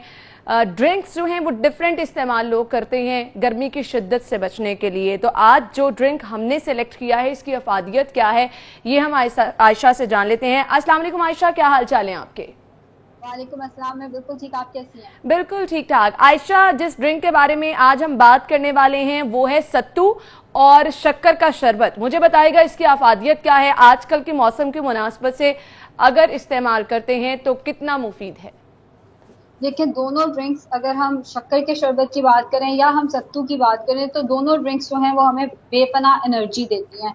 होता ही है, गर्मियों में एनर्जी लेवल बहुत ज्यादा ड्रॉप हो रहा होता है, थोड़ा सा भी चक्कर आना शुरू हो जाए तो हमारा एनर्जी लेवल जो है ज़ाहिर है फ्लक्चुएट कर रहा होता है। सो एनर्जी लेवल को हमारे मेंटेन करने के लिए दोनों ड्रिंक्स जो है वो काफी फायदेमंद है। अगर बात करें कि दोनों में से बेहतर कौन सा है, सत्तू के बेपनाह फायदे हैं।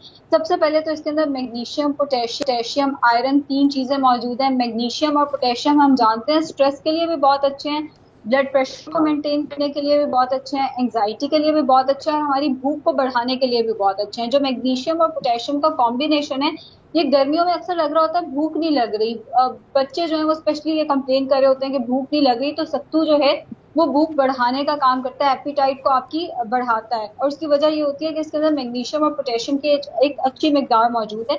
जो आयरन है वो एनीमिया को बहुत अच्छे से ट्रीट करता है। एनीमिया से मुराद खून की कमी को ट्रीट करने के लिए आयरन बहुत अच्छा है। इसके अलावा रेड ब्लड सेल्स का काउंट अगर किसी का कम है तो जो सत्तू है वो रेड ब्लड सेल्स को बनाने में भी मददगार साबित अच्छा होता है। आयशा, मुझे ये बताइएगा सत्तू का इस्तेमाल हम किस तरह से कर सकते हैं, क्योंकि हम देखते हैं डिफरेंट तरह से इसका इस्तेमाल किया जाता है, शक्कर के शरबत में भी, और भी इसको लोग जो है मुख्तलिफ फॉर्म्स में इस्तेमाल करते हैं। बेस्ट वे क्या है?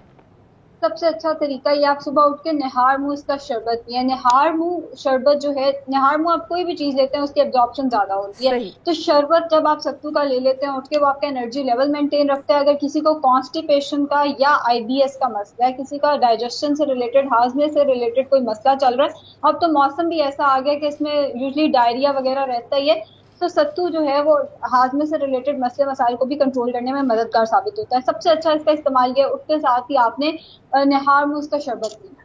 सही। अच्छा आयशा, शक्कर के शरबत की तरफ मैं आना चाहूंगी, इसकी अफादियत भी बताइएगा, और फिर डायबिटीज के पेशेंट को क्या आप सजेस्ट करेंगी कि वो ये इस्तेमाल कर सकते हैं? अच्छा, जो शक्कर का शरबत है वो शुगर के पेशेंट्स इस्तेमाल नहीं कर सकते, लेकिन जो सत्तू है वो शुगर के पेशेंट्स के लिए फायदेमंद साबित होता है, क्योंकि जो सत्तू है उसका ग्लाइसेमिक इंडेक्स लो है। सत्तू इस्तेमाल कर सकते हैं शक्कर का शरबत। अब शक्कर का शरबत, बेसिकली शक्कर जो है वो कार्बोहाइड्रेट है, एनर्जी लेवल को मेंटेन करने में हेल्प करती है। कई दफा ये होता है गर्मियों में हमने कुछ खाया पिया नहीं होता, जैसे मैंने अभी जिक्र किया कि इतनी ज्यादा भूख गर्मी में नहीं लग रही होती, तो उस केस में अगर आप शक्कर का शरबत ले लेते हैं तो वो एनर्जी लेवल्स को मेंटेन करने में हेल्पफुल साबित होता है, एनर्जी लेवल्स को मेंटेन करता है। शुगर की निस्बत जो शक्कर है वो ज्यादा अच्छा सोर्स है एनर्जी का, क्योंकि लेस रिफाइंड है, लेस प्रोसेस्ड है, तो एक नेचुरल फॉर्म आपको मिल जाती है अपने एनर्जी लेवल को मेंटेन करने। अच्छा, अगर बहुत ज्यादा इसका इस्तेमाल किया जाए तो आयशा इसके कोई साइड इफेक्ट भी हैं? Excess of everything is bad. अगर आप इसका जरूरत से ज्यादा इस्तेमाल करेंगे, ये डिहाइड्रेशन, बजाय इसके कि ये पानी की कमी को पूरा करे, ये डिहाइड्रेशन कॉज कर सकता है, पानी की कमी लेकर आ सकता है, ओबेसिटी यानी कि वजन बढ़ा सकता है। इसके अलावा शुगर जो है, शक्कर की अगर मैं बात करूं, शक्कर का जो शरबत है वो शुगर की वजह बन सकता है। सो बहुत ज्यादा ये नहीं कि आपने पानी की जगह आप शक्कर का शरबत पूरा साल इस्तेमाल करते रहना, आप इसका इस्तेमाल करें 1 से 2 ग्लास दिन में एक दफा, इससे ज्यादा नहीं। ठीक है, thank you so much Ayesha, आप हमारे साथ मौजूद थी, और शक्कर का शरबत और सत्तू की अफादियत क्या है आयशा ने हमें बताया। इसका इस्तेमाल आप कर सकते हैं और अपने आप को तंदुरुस्त और तवाना भी रख सकते हैं। और फिर आयशा ने एक चीज़ मेंशन किया है कि अगर ज़्यादा इस्तेमाल करेंगे तो ऑब्वियसली उसके नताइज जो हैं वो उस तरह से सामने नहीं आते, फ़ायदे के बजाय इसका नुकसान होता है।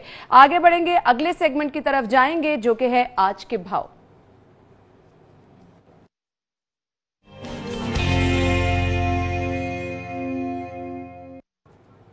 शहजाद खान ने हमें ज्वाइन किया। शहजाद, बताइए सब्जियां किस कीमत पर मिल रही हैं? जी बिल्कुल, इस वक्त हम शहर की ओपन मार्केट में मौजूद हैं। जैसे जैसे ईद उल अज़हा करीब आ रही है, सब्ज़ मसाला जात की कीमतों में होशरुबा इजाफा देखा जा रहा है, और आज जो ज़िला इंतज़ामिया की जानिब से सरकारी नरखनामा जारी किया गया है, इसमें जो लेसी लहसुन है इसकी कीमत 180 रुपये फ़ी किलोग्राम मुतय्यन की गई है, जबकि मंडी से ये 200 से 250 रुपये फ़ी किलोग्राम तक फ़रोख्त किया गया। इसके अलावा जो अदरक है इसकी कीमत जो ज़िला इंतज़ामिया के सरकारी नरखनामा जारी किया गया है इसके मुताबिक ओपन मार्केट के लिए इसका रेट 370 रुपये फ़ी किलोग्राम है, जबकि आज बादामी बाग सब्ज़ी मंडी में इसकी कीमत 400 से 420 रुपये फ़ी किलोग्राम तक देखी गई है। इसके अलावा जो सब्ज़ धनिया, सब्ज़ मसाले की अहम आइटम समझी जाती है, सब्ज़ धनिया 200 से 250 रुपये फ़ी किलोग्राम तक ओपन मार्केट के अंदर जो है वो फ़रोख्त किया जा रहा है। इस वक्त एक वेंडर हमारे साथ मौजूद है, हम उनसे इस हवाले से बात कर लेते हैं। बाबा ये फरमाइएगा, क्या सूरत हाल है सब्ज़ मसाला जात की कीमतों की मंडियों में और ओपन मार्केट में? मंडियों में तेज़ हो गया होगा। अच्छा, 180 रुपये फ़ी किलोग्राम लहसुन, देसी लहसुन की कीमत लिखी है डिस्ट्रिक्ट गवर्नमेंट ने परचून में। लहसुन कितने तक ओपन मार्केट के अंदर?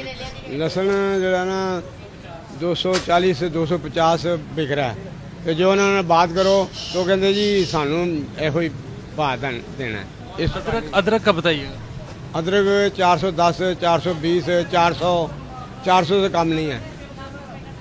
बिल्कुल, आपने इस वेंडर की गुफ्तगू सुनी, उनका ये कहना है कि जो मंडी में भाव हैं वो एग्जिस्ट नहीं करते, जो ज़िला इंतज़ामिया की जानिब से होल सेल रेट जारी किया गया है वो मंडी में कहीं पे एग्जिस्ट नहीं करता, जिसके वजह से मंडी से महंगे दामों मिलने वाली सब्जियां ओपन मार्केट के अंदर भी महंगे दामों ही फरोख्त हो रही हैं। ठीक है शहजाद, आपका बहुत शुक्रिया, आप हमारे साथ मौजूद थे। और सब्जियां किस कीमत पर मिल रही हैं आपने बताया।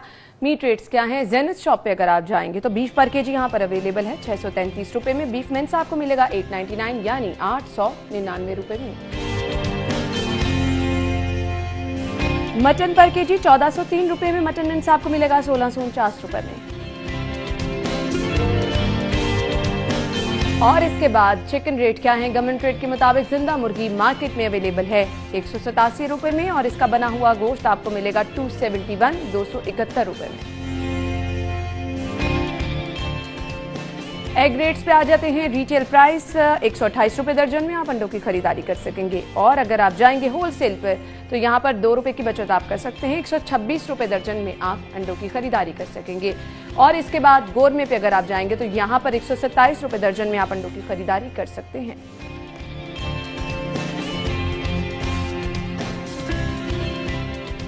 और अब शामिल करेंगे अपना अगला सेगमेंट जो कि है बचत बाजार।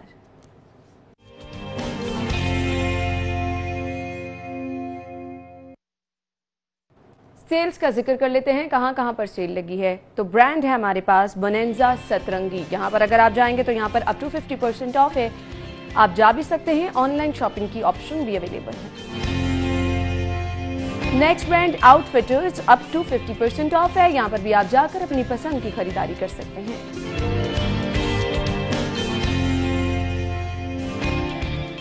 और अगर आप जाएंगे कारफोर पर प्रमोशन पर क्या चीजें अवेलेबल हैं वो भी जान लीजिए जी। सबसे पहले प्रोडक्ट हमारे पास है पपोला ड्रिंक और इसकी कीमत है 540 रुपए। ये आपको प्रमोशन पे मिलेगा 486 रुपीज में, यानी 54 रुपीज 54 रुपए इस पर आप बचा सकेंगे। हलीब मिल्क पैक है जी और इसकी रिटेल प्राइस है 1885 रुपए। प्रमोशन पर अवेलेबल है ये कारफोर पर 1635 रुपए में। पूरे 250 रुपए 250 रुपीज इस पर आप बचा सकते हैं।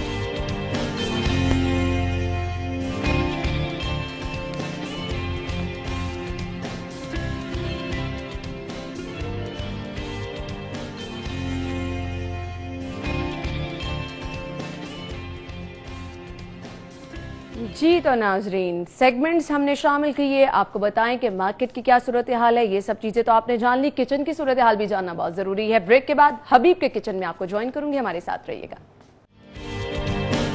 वेलकम बैक नाज़रीन, और मैं मौजूद हूं हबीब के किचन में जहां पर हम मजे मजे की रेसिपीज आपके साथ शेयर करते हैं और ये मजे की रेसिपी बनाते हैं जहांगीर। अस्सलाम वालेकुम जहांगीर। मैम कैसी हैं आप? ठीक ठाक, आप कैसे हैं? अल्हम्दुलिल्लाह।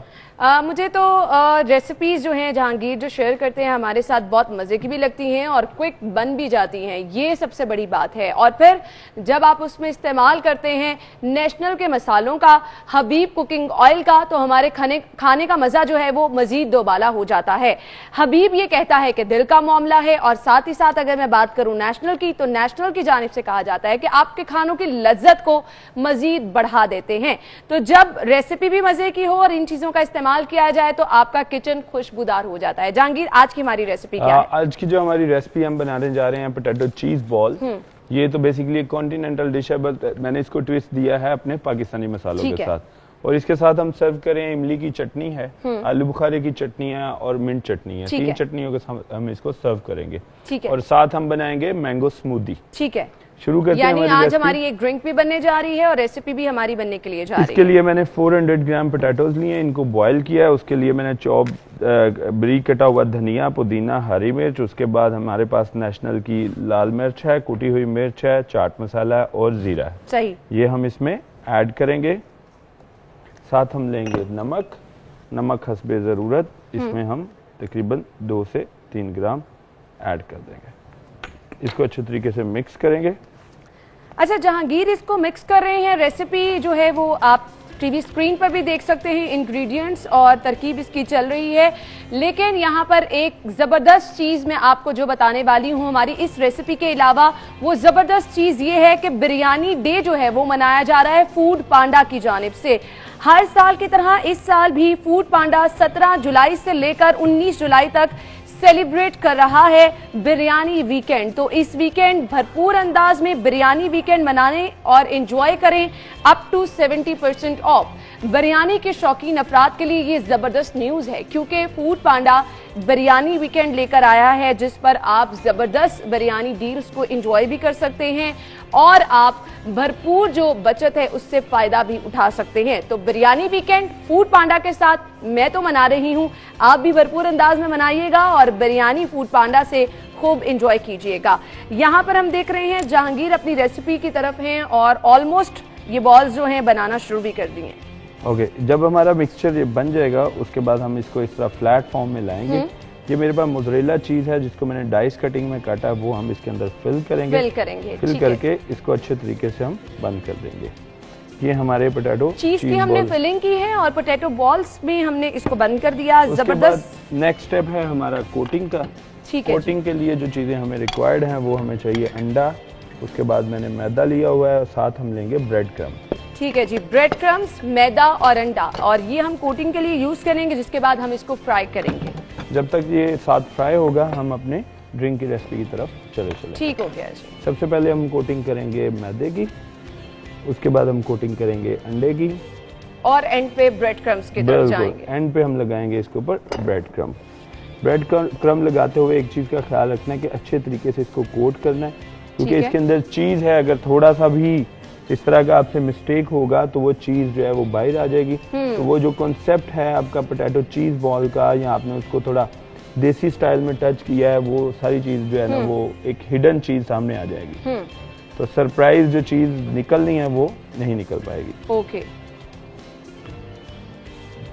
ओके जी, ये हमारे potato cheese ball almost ready हो गए। हम अच्छे तरीके से इसको कोटिंग कर रहे हैं। कोटिंग में आप अगर चाहें तो बेसन की भी कर सकते हैं, ठीक है, क्योंकि देसी है तो इसमें हमारे पास देसी को हमने फ्यूजन किया। बेसन में करने से क्या उसके टेस्ट में भी कोई डिफरेंस थोड़ा क्रिस्प आ जाएगा, बेसन का फ्लेवर आ जाएगा, ठीक है। वो आप पे डिपेंड करता है कि आप उसको किस अंदाज में लेके जाते हैं। ओके जी, ये अब हम जब तक को फ्राइंग शुरू करेंगे साथ हम अपना ड्रिंक भी रेडी करेंगे। ये चीजें हमने रिमूव कर दी हैं क्योंकि कोटिंग का हमारा सारा प्रोसेस कंप्लीट हो गया है और अब हम फ्राइंग की तरफ जा रहे हैं। ऑयल का टेम्परेचर चेक हबीब कुकिंग ऑयल में हम इसको फ्राई कर रहे हैं जी।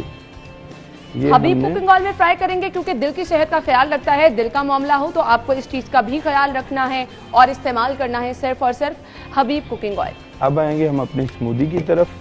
स्मूदी के जो मेरे इंग्रेडिएंट्स हैं वो ऑलरेडी हमारी टीवी स्क्रीन पे चल रहे हैं। उसके लिए हमें चाहिए मैंगो, बनाना। हमने लिया है बनाना, इसमें बनाना जाएगा तकरीबन 2 अदद। 2 बनाना इसमें आप यूज करेंगे जी। उसके साथ हम लेंगे इसमें मैंगो तकरीबन 100 ग्राम के करीब, जो मैंने ऑलरेडी मैंगो 100 ग्राम के करीब मैंगो, और मार्केट में इजीली अवेलेबल है मेरे ख्याल से हर फैमिली में जी। ये बहुत पसंद है। 1.5 जो है टेबल स्पून इसमें हम शुगर ऐड करेंगे और उसके बाद 1/2 कप इसमें योगर्ट जाएगा और साथ में हम ऐड करेंगे मिल्क की क्वांटिटी इसमें अराउंड 1.4 कप जो है इसमें ऐड करेंगे ताकि ब्लेंडिंग में हेल्प करे। ब्लेंडिंग में हेल्प करने के लिए मिल्क आपने इसमें यूज करना है और अब इसको ब्लेंडिंग की तरफ लेकर गए हैं जहांगीर, आप देख सकते हैं।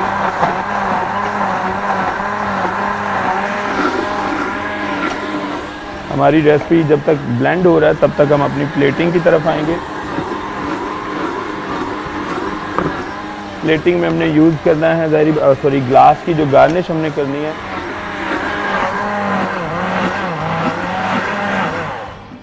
ग्लास की जो हमने गार्निश करनी है, ज़ाहिर बात है मैंगो स्मूदी है तो हमने मैंगो के साथ ही करनी है। हमारे पोटैटो चीज बॉल को बड़ा खूबसूरत कलर आ चुका है, कलर बहुत जबरदस्त आ रहा है बिल्कुल। और ये मैंने ऑलरेडी उसी पल्प में से मैंगो के 2 डाइस निकाल के रखे थे, ठीक है। इनको हम कट्स लगाएंगे ताकि ग्लास की साइड पे इसको खूबसूरत तरीके से अरेंज कर सकें। साथ में एक छोटा सा मिंट लीव लेंगे जो इसके साथ लगा देंगे। अब हमारा जो ड्रिंक है वो रेडी है, हम उसको ग्लास में पोर करेंगे। ड्रिंक भी हमारी रेडी है और आज की रेसिपी हमारी जो है वो भी ऑलमोस्ट रेडी है। कलर आप देख सकते हैं फ्राई का बहुत ही ज़बरदस्त। अच्छा, ये जो कलर है ये बहुत ज़बरदस्त लग रहा है। समटाइम हम वो रेड करने के चक्कर में बिल्कुल ही खराब कर देते हैं, उसकी क्या वजह होती है? असल में कलर को समझना पड़ता है क्योंकि ये गोल्डन कलर है। हाँ। हम उसको रेड करेंगे तो वो ओवर हो जाएगा बिल्कुल, और जब आप उसको निकाल के बाद प्लेट में रखते हैं तो वो आपको एक पूरी वाली लुक देने लग जाता है कि जैसे जल गया। इसकी कुकिंग अभी तक नहीं रुकी, ये स्टिल कुकिंग में है क्योंकि अभी हमने ऑयल से निकाला, जब तक इसने रूम टेम्परेचर पे आना कुकिंग चलती रहेगी। सही, और ये चीजें जो है समझना बहुत ज्यादा जरूरी है। अभी यानी इसका कलर जो है ऑलमोस्ट जितनी देर हम इसको रखेंगे थोड़ा सा चेंज भी होगा। और ये हमारी स्मूदी भी ऑलमोस्ट रेडी हो चुकी है। ये हम स्मूदी आ गई हमारी। अब हम आएंगे अपनी प्लेटिंग की तरफ।